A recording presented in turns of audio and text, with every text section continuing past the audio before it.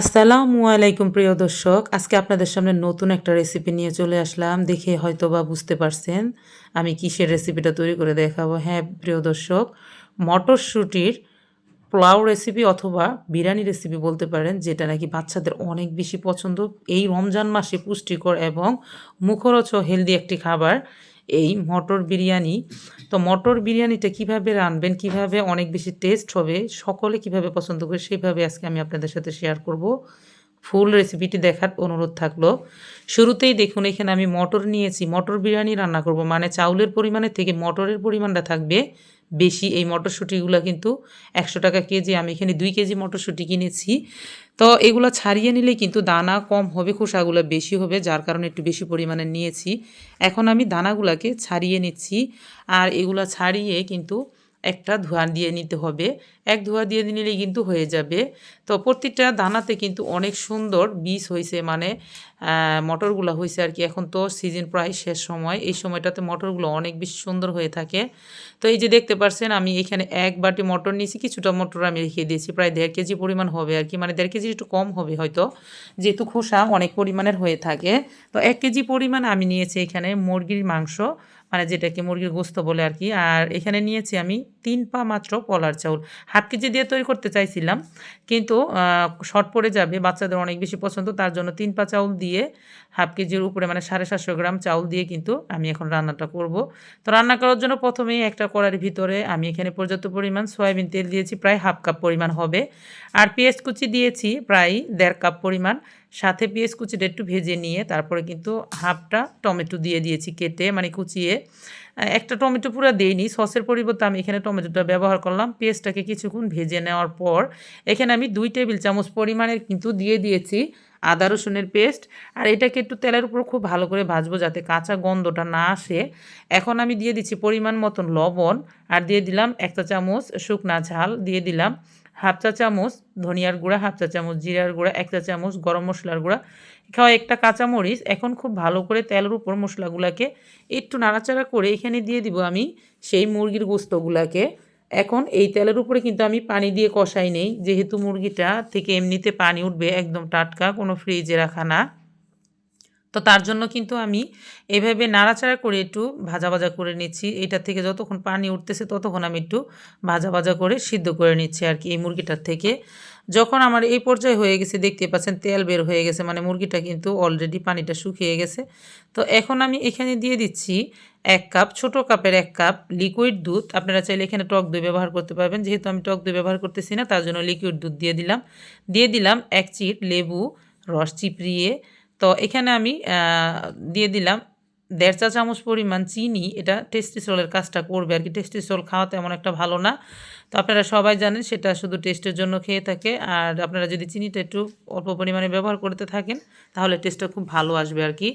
আর এখন নাড়াচাড়া করে আমি বলক তুলে নিচ্ছি যাতে সিদ্ধ হয়ে যায়। কিছুটা সময় সিদ্ধ করে নেওয়ার পর এখানে আমি ২ চা চামচ পরিমাণ দিয়ে দিলাম রাঁধুনি বিরিয়ানি মশলাটা। এই মশলাটাকে আমি একটু পরিমাণে কম দিলাম, যেহেতু রমজান মাস এত বেশি দেওয়ার প্রয়োজন হয় না। কারণ ঝাল মশলা যত বেশি রমজান মাসে কম খাওয়া যাবে ততই কিন্তু শরীরে সুস্থতা এবং হেলদি ফুল থাকবে। তো বাচ্চাদের জন্য তৈরি করতেছি, এতে বড়রাও খাবে। মটরশুঁটিগুলো এখন আমি দিয়ে দিচ্ছি। মটরশুঁটিটা দেওয়ার পরে কিন্তু মটরশুঁটি থেকেও পানি বের হবে, বুঝতে পারতেছেন। কালারটাকে ঠিক রেখে কিন্তু মটরশুঁটিগুলো রান্না করব। তো এই যে দেখতে পাচ্ছেন মটরশুঁটিগুলো দেওয়ার পর নাড়াচাড়া করতে করতে অনেকটাই পানি উঠছে। এই পানিটা দিয়েই কিন্তু আমার মুরগির গোস্ত আর মটরশুঁটিটা খুব সুন্দরভাবে সিদ্ধ হয়ে যাবে। আমি ঢাকনা দেওয়া ছাড়াই কিন্তু আস্তে আস্তে নাড়াচাড়া করে শুকিয়ে নিচ্ছি। তবে আপনারা চাইলে ঢাকনা দিয়ে ঢেকে কিছুটা সময় সিদ্ধ করে নিতে পারেন। এটা যেহেতু পোলাও চাউলের সাথে দমে থাকবে তার জন্য আমি ঢাকনা দিচ্ছি না আর কি। তো দেখতেই পাচ্ছেন, আর মটরশুঁটি দিয়ে এত সুন্দর একটা ঘ্রাণ বের হচ্ছে রমজানের এই মুখরোচক খাবারটা। আসলে ইফতারে কতটা যে ভালো লাগবে সেটা আমিই বুঝতেছি। আমি প্রায় সময় মটরশুঁটি দিয়ে বিভিন্ন রেসিপি করে থাকি, যেটা আমার বাচ্চাদের অনেক বেশি পছন্দ। তো আমি কিন্তু খুব সুন্দরভাবে পানিটাকে শুকিয়ে নিয়ে একটা সাইডে রেখে দিলাম মটরশুঁটিগুলাকে। আর এখন আমি একটা বড় কড়াইয়ের ভিতরে কিন্তু সয়াবিন তেল অল্প করে দিলাম, যেহেতু ওইখানে তেলের পরিমাণটা বেশি আছে। এখানে আমি কিছু কিছু গরম মশলা আস্তে আস্তে দিয়ে দিলাম। পোলাও চাউলটা আলাদা রান্না করব, তারপর আমি মিক্স করব। আপনারা চাইলে কিন্তু সেইখানে পোলাও চাউল দিয়ে একসাথে রান্না করে নিতে পারেন। আমি একটু আলাদা মিক্স করতে পছন্দ করি, তাই আলাদা রাখলাম। দিয়ে দিলাম হাফ কাপ পেঁয়াজ কুচি। এখন তেলের উপরে খুব ভালো করে ভাজবো। যখন পেঁয়াজগুলা হালকা ব্রাউন কালার হয়ে ভাজা হয়ে যাবে, তখন এখানে আমি আবারও ২ চা চামচ মানে ২ টেবিল চামচ পরিমাণ আর কি দিয়ে দিলাম আদা রসুন। সেটাও আমি তেলের উপর খুব ভালো করে ভাজবো। আর এটা ভাজা হয়ে গেলে কিন্তু পোলাওটার খুব সুন্দর একটা ঘ্রাণ হবে চাউলটার আর কি। এটা একটু ভালো করে ভাজতে হবে যাতে আদা রসুনটা কাঁচা না থাকে। কাঁচা থাকলে কিন্তু চাউলের ভিতর থেকে একটা গন্ধ আসবে, তখন কিন্তু খেতে ভালো লাগবে না। এই যে দেখতে পাচ্ছেন আমি ভাজতে ভাজতে কিন্তু কড়াইতে লেগে যাচ্ছে। যখন ভাজা হয়ে যাবে তখন কিন্তু তেল বের হয়ে যাবে। এই যে তেল বের হয়ে গেছে। এখন আমি এখানে কিন্তু দিয়ে দিচ্ছি পোলার চাউল। পোলার চাউল দিয়ে একটু নাড়াচাড়া করে নিব আর কি, যতক্ষণ ভাজতে টাইম লাগে ততটুকু সময়। চাউলগুলো দিয়ে দেওয়ার পর আমি কিছুটা সময় ভাজতেছি আর কি, মানে অল্প যতটুকু সময় ভেজে নেওয়া যায়। খুব বেশি চাউল দিয়ে নিয়ে আমি এখানে হাফ কেজির একটু বেশি চাউল দিয়েছি, মানে 750 গ্রাম চাউলটাকে নিয়েছি। যেহেতু আমার বাচ্চারা খুব পছন্দ করে, যাতে ২-৩ বার এটাকে গরম করে দেওয়া যায়, খুব এনজয় করে খেতে থাকে আর কি। আমি যখনই মটরশুঁটি রান্না করেছি তখন থেকে আমাকে বলতেছে, আম্মু ওইখান থেকে আমাকে কিছুটা মটরশুঁটি আর মুরগির গোস্ত একটু উঠিয়ে দাও, আমি খাবো। তো আমি ওকে দিয়েছি, ওর খুব আগ্রহ, কারণ মটরশুঁটি দিয়ে খুব পছন্দ করে। আপনারা মাছের ডিম দিয়ে কিন্তু মটরশুঁটি দিয়ে রান্না করে দেখবেন, সেটাও খেতে অনেক বেশি ভালো লাগে, অনেক জনপ্রিয় খাবার হয়। মানে একবার রান্না করার পরে বুঝতে পারবেন আসলে কতটা বেশি টেস্ট হয়। তো আমি কিন্তু চাউলটাকে ভেজে নিয়ে এখানে আমি ফুটন্ত গরম পানি দিয়ে দিলাম। কিছুটা সময় নাড়াচাড়া করে এখানেও কিন্তু আমি ওই কাপের ১ কাপ কিন্তু লিকুইড দুধ দিয়ে দিব, যেহেতু আমি টক দই ব্যবহার করতেছি না। আর লিকুইড দুধ দিয়ে কিন্তু রান্না করলে বিরিয়ানির টেস্টটা আরও বেশি বেড়ে যায়। এটা যখন শুকিয়ে যায় তখন কিন্তু এটার থেকে নিজস্ব একটা ঘি তৈরি হয়, ঘিয়েরও প্রয়োজন হয় না আর কি। তো যারা রান্না করেন তারা তো জানেনই, যারা নতুন তারা অবশ্যই দিয়ে নিবেন। এখন আমি পর্যাপ্ত পরিমাণ লবণ আর দিয়ে দিচ্ছি এখানে কাঁচামরিচ। আর প্রিয় দর্শক, যাদের ভালো লাগবে ঝাল খেতে তারা চাইলে কিন্তু কাঁচা ঝালটাও খেতে পারবেন। বলক চলে আসছে।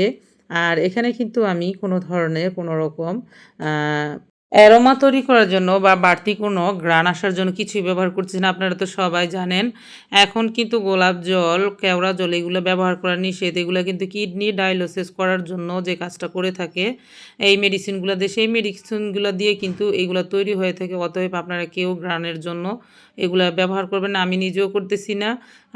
ন্যাচারাল যে ঘ্রাণটা থাকবে, স্বাদটা, টেস্টটা থাকবে, সেটাই কিন্তু অনেক বেশি পাওয়ারফুল।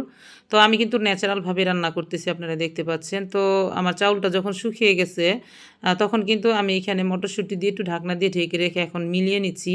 আসলে এই মটর পোলাও বা মটর বিরিয়ানিটা এত বেশি টেস্ট হয়, দেখতেই কিন্তু মুখরোচক, অনেক বেশি টেস্ট।